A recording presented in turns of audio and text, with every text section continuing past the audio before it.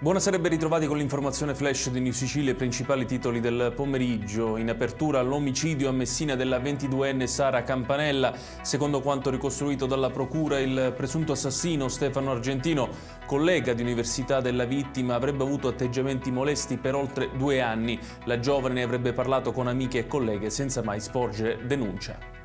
E sulla vicenda è intervenuto il padre di Lorena 40, anche lei vittima di femminicidio nel 2020.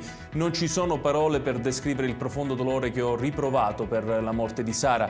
Questa morte ha molte similitudini con quella di mia figlia, è veramente allucinante come la vita di Lorena e di quest'altra ragazza non valessero nulla per questi uomini. Le parole di Enzo 40.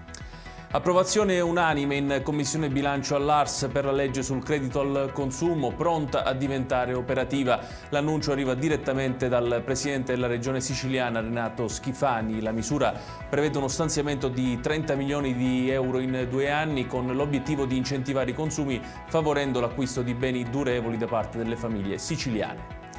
Le associazioni ambientaliste Greenpeace Italia, Legambiente, Lipo e WWF Italia hanno presentato un doppio reclamo alla Commissione europea contestando all'Italia la mancata applicazione delle normative ambientali europee per il ponte sullo stretto di Messina. Le associazioni chiedono alla Commissione europea di riaprire la procedura di infrazione precedentemente archiviata perché il progetto era accantonato. E chiudiamo con il meteo migliore, il tempo sulla Sicilia. Nella giornata di domani arriverà una corrente di alta pressione che garantirà su tutta la regione cieli in prevalenza sereni o poco nuvolosi per l'intera giornata. In aumento anche le temperature nei valori massimi.